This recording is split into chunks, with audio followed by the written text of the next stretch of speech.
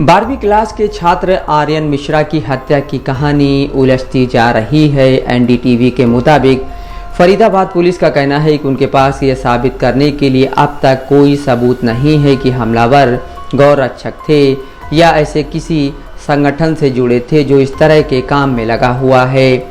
Police ने आर्यन मिश्रा की हत्या में 5 आरोपियों सौरभ, अनिल कौशिक, वरुण, कृष्णा और आदेश को गिरफ्तार किया है। इनमें से अनिल कौशिक को हर किसी ने कथित गौरक्षक दल का सरगना बताया है। एनडीटीवी ने उसके घर और प्रॉपर्टी डीलिंग दफ्तर पर जाकर देखा तो उसके गौरक्षक होने के तथ्य गवाही दे रहे थे। मंगलवार को एनडीटीवी से बात करते हुए फरीदाबाद पुलिस के सहायक पुलिस आयुक्त अपराध अमन यादव ने कहा कि उनके पास यह संकेत देने के लिए अब तक कोई सबूत नहीं है कि कौशिक और अन्य गौरक्षक हैं या ऐसे किसी संगठन से जुड़े हुए हैं। लेकिन एनडीटीवी ने मंगलवार को ही फरीदाबाद में कौशिक के घर का दौरा किया और उनकी मां से बात की, जिन्होंने न केवल गाय संरक्षण में उनके काम के बारे में जानकारी दी बल्कि 23 अगस्त को उनके द्वारा कार का पीछा करने के बारे में भी जानकारी दी। अनिल कौशिक की मां ने कहा, हाँ, मेरा बेटा उस रात उस कार का पीछा कर रहा था। उसने मुझे बताया कि उसे लगा कि कार में गौ तस्कर हैं।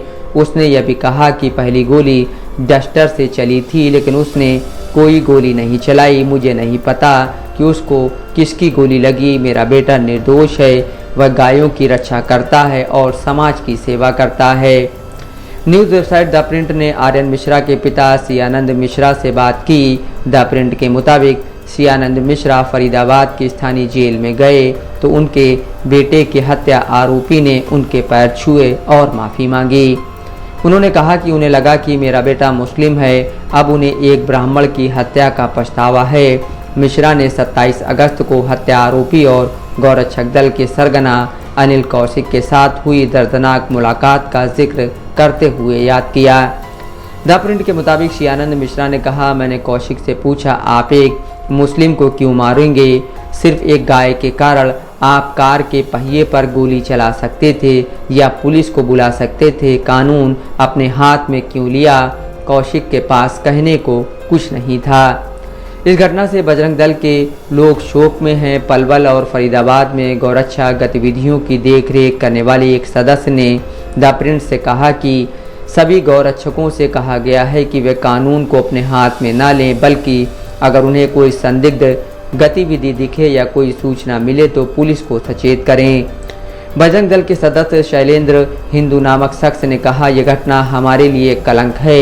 एक दशक में यह पहली बार है कि ऐसी घटना हुई है। ये दुखद सच्चाई है कि हमने अपने भाई को मार डाला।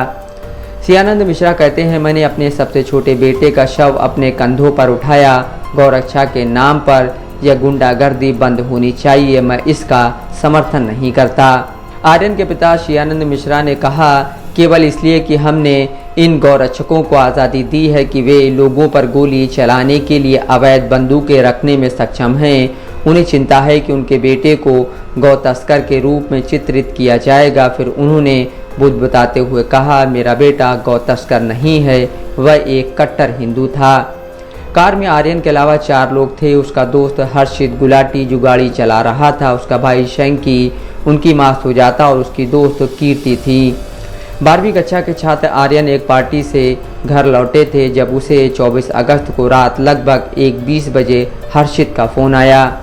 आर्यन की मां उमा ने कहा, उसने कहा कि मां, मुझे एक दोस्त से मिलने नीचे जाना है और मैं जल्दी वापस आ जाऊंगा। वह अपना फ़ोन भी अपने साथ नहीं ले गया।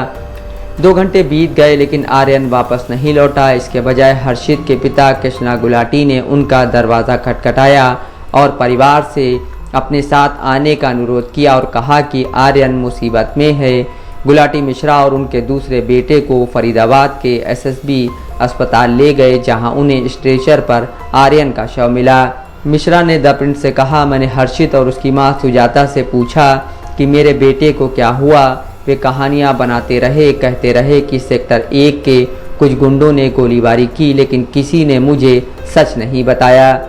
सत्य हिंदी के मुताबिक गुलाटी परिवार की जिनसे दुश्मनी थी, उन्होंने उन दोनों को फंसाना चाहा। एक पुलिस अधिकारी ने नाम न छापने की शर्त पर कहा कि गुलाटी परिवार ने जिनके नाम बताए, हमारी जांच से पता चला कि वे इसमें शामिल नहीं थे।